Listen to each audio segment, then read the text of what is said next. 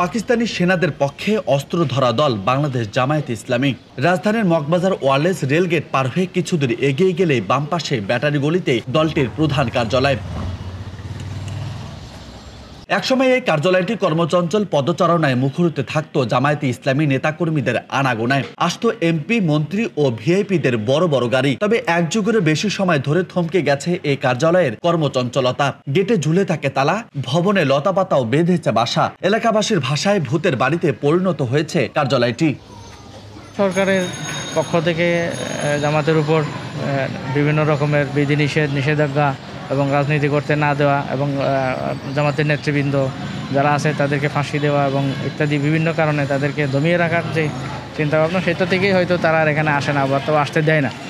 আসলে হয়তো গ্রেফতার করে নিয়ে যায়। তখনকার আর এখনকার রাত দিন তখন, যেমন মনে করেন তখনকার সময় মন্ত্রীরা ছিল, ইসেরা ছিল, লোকজন ছিল, ওনারা সারাক্ষণে এখানে পুলিশ পাহারা ছিল, ঠিক আছে। কিন্তু এখন সে কার্যক্রম বন্ধ হয়ে যাওয়ার পর থেকে মনে করেন যে নিস্তব্ধতা, কোনো রকম কার্যক্রম নয়। তো 2-4 জন ভিতরে কেয়ারটেকার থাকতে পারে দেখাশোনা করার জন্যই। কারণ যেই লোক সমাগম আগে ছিল এখন নাই বললেই চলে, সেখানে তো ভূতের বাড়ি বলাই চলে।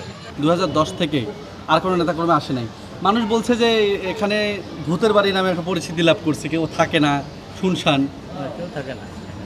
আপনার সিকিউরিটি যারা আছেন নিরাপত্তার দায়িত্বে তারাই থাকে। নিরাপত্তার জন্য কতজন আছে? 6 জন আছে। 6 জন। আচ্ছা আচ্ছা। এমনিতে কোনোভাবে কি কোনো প্রকার দেখেন নাকি মানুষের বা অন্য মানুষের কোনো আক্রমণাত্মক চিন্তাভাবনা বা হামলা করার চিন্তাভাবনা এরকম নাই না?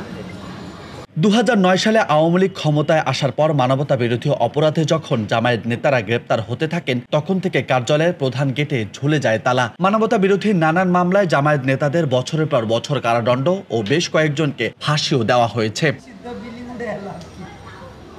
1971 সালে বাংলাদেশ স্বাধীনতা লাভের পর নতুন সরকার জামায়াতকে রাজনীতি থেকে নিষিদ্ধ ঘোষণা করে এবং দলের নেতারা পাকিস্তানের নির্বাসনে চলে যান। পরবর্তীতে 1975 সালে প্রথম রাষ্ট্রপতি শেখ মুজিব হত্যাকাণ্ড এবং কয়েকটি সামরিক অভ্যুত্থানের পর 1977 সালে মেজর জেনারেল জিয়াউর রহমান ক্ষমতায় এলে জামায়াতের উপর থেকে নিষেধাজ্ঞা প্রত্যাহার করে নেওয়া হয়। এরপর বেশ কয়েকটি নির্বাচনেও অংশ নেয় দলটি। তবে নতুন করে আবারও জামায়াত শিবির নিষিদ্ধের ঘোষণা নিয়ে জোর আলোচনা চলছে ক্ষমতাসীন আওয়ামী লীগ নেতৃত্বাধীন 14 দলে, যার প্রেক্ষিতে জরুরিভাবে দলটির রাজনীতি নিষিদ্ধ হতে পারে দেশে। নতুন করে জামায়াত নিষিদ্ধের যে আলোচনা উঠেছে তাতে এক যুগের বেশি সময় ধরে নেতাকর্মীর অপেক্ষায় থাকায় এই কার্যালয়ে আবারও নেতাকর্মীর পায়ের ধুলো পড়বে কিনা তা এখন জানার অপেক্ষা। রাজু আহমেদ, বার্তা 24।